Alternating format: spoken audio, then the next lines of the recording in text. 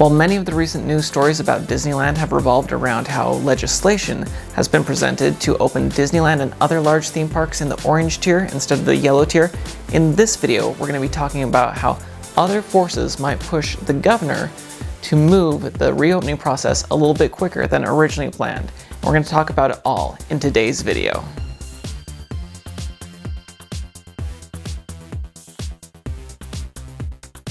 Hey there, my name's Eric D, and on this channel my hope is always to make your next Disney adventure a little bit more magical with tips and tricks, food reviews, and news. So if you haven't already, consider subscribing to the channel.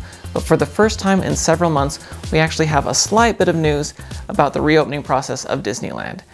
First, two state lawmakers are co-sponsoring a bill that will let large theme parks reopen within the orange tier of the Blueprint for a Safer Economy, where currently the governor's guidelines don't allow large theme parks to reopen until the yellow tier, which is the most difficult tier to get into. The executive director of the California Attractions and Parks Association feels this legislation is a step in the right direction. She said, "Worldwide, theme parks have proven they can reopen responsibly while protecting the health of guests and staff. Nearly a year after parks closed in response to the pandemic, tens of thousands of employees remain out of work, while local businesses, communities surrounding theme parks, and local governments face ongoing negative consequences." So understandably, many are very excited about this legislation and the opportunity and possibility of Disneyland and other large theme parks reopening in the orange tier instead of the yellow tier. But keep in mind that in Orange County, where Disneyland is located, back in September and October, where the numbers were the lowest, they still did not make it into the orange tier. And so we would still have a long way to go. Even if this legislation got passed, it would still be a lot of effort to get down to that orange tier.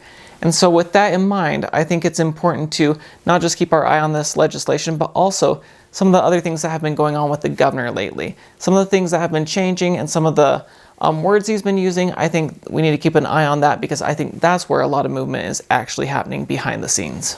The recent end to the stay-at-home order is the perfect example of things changing dramatically and very suddenly. For some counties, there were less ICU beds available when the stay-at-home order ended than when the stay-at-home order began. And the 7-day average case count was actually higher at the end of the stay-at-home order than when it was initially triggered. So how does that work? If things were even worse off from the data, what explanation do they give for ending the stay-at-home order? Well, they said because the projected 4-week ICU capacity is above 15%. Not that it was currently meeting the standard in all areas, but projected out, they thought it would be meeting that in 4 weeks. Of course, none of this is happening in a silo, and many are wondering if the governor was having a change of heart because the recall campaign is kind of heating up. And of course, he has denied that, but I think we should dig a little deeper into that. Once again, not to get overly political with this, but once again, it's not just about Disneyland reopening. There's a lot of different forces in play here that will impact when Disneyland can reopen. In fact, this week, Politico had an article that said, "The campaign to oust Newsom went from unlikely to unavoidable this week, as pervasive frustration with Newsom's pandemic management cut sharply into his approval numbers.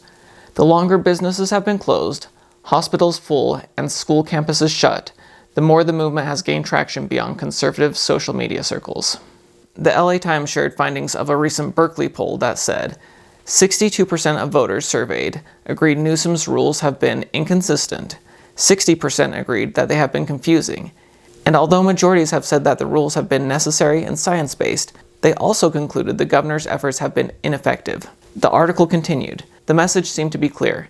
Californians realize sacrifices must be made to combat the deadly pandemic, but are deeply skeptical of the way Newsom is going about his efforts to do so." End quote. So why am I sharing all this political drama when we are talking about Disneyland reopening? It is because the governor's tone has really changed, and if this recall campaign goes through, he is going to want to have as many Californians on his side as possible. And to do that, I think he is shifting the tone to be more of a happy warrior as far as, come on guys, we are going to get as many vaccines as possible. Look, we are trying as hard as we can to get these schools reopened. We are going to get more businesses reopened. And I think he really wants to change that tone instead of just laying down the laws and seeming strict on things and more restrictions. He's wanting to see people to see him as, I'm on your side, we're going to win this battle, we are winning this battle. And in fact, I want you to listen to a quote from this past week. during his press conference where he was talking about youth sports, where previously it was one of those things where he was being more strict on, but his tone has really shifted. We want to see this happen. We want to do it safely, and a lot of great data has been provided by the same groups that are suing us. And if I was concerned about lawsuits, I would have collapsed a year ago. We receive dozens of them every week, and some of them from folks that are very close to us. So it's clarifying, allows for focus. Some are specious and political. Others, like this, I think are quite legitimate in terms of what they ultimately want to achieve.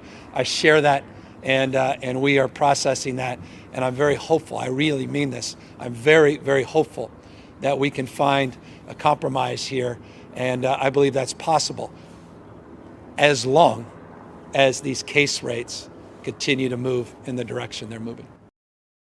You can really see how he's trying to portray this in a different light than earlier, where he's even acting happy about this lawsuit, being like, you know what, sometimes these lawsuits, they give us more great data, and this data helps us all get on the same page, and I really feel positive about this. So I think you can see the shift really well just in that clip there. And I think the last thing he said in that clip is very important to keep in mind with all the different businesses and the theme parks specifically, where he's saying, as long as these case rates continue to move in the right directions, they are going. Just as far as he's feeling very positive about things, as long as it continues to move in that direction. My personal feeling is the current version of the blueprint for a safer economy and the tiers will become less and less relevant as the case numbers come down and the vaccinations increase. By the time an actual recall election could be held in the fall, if everything with that goes through, I think he would want several months of things getting back to normal. And I think that is where the good news comes in for the theme parks. And while Disney had been pushing hard to reopen back in the summer months and early fall, I think they have wisely known it would not be a good look for them to ask to reopen when California was experiencing record high cases.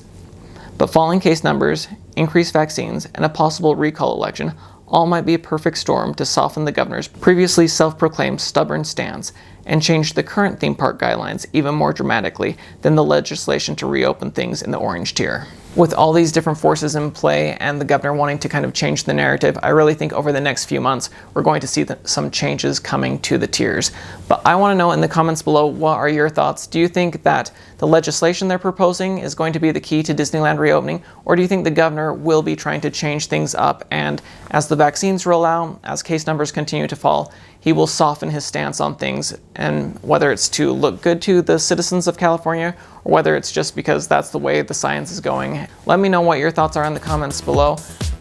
I know this is a hot topic, so be kind to one another, nothing too crazy, but let me know what your thoughts are in the comments below. I would love to hear. If you found this video helpful, please give it a like.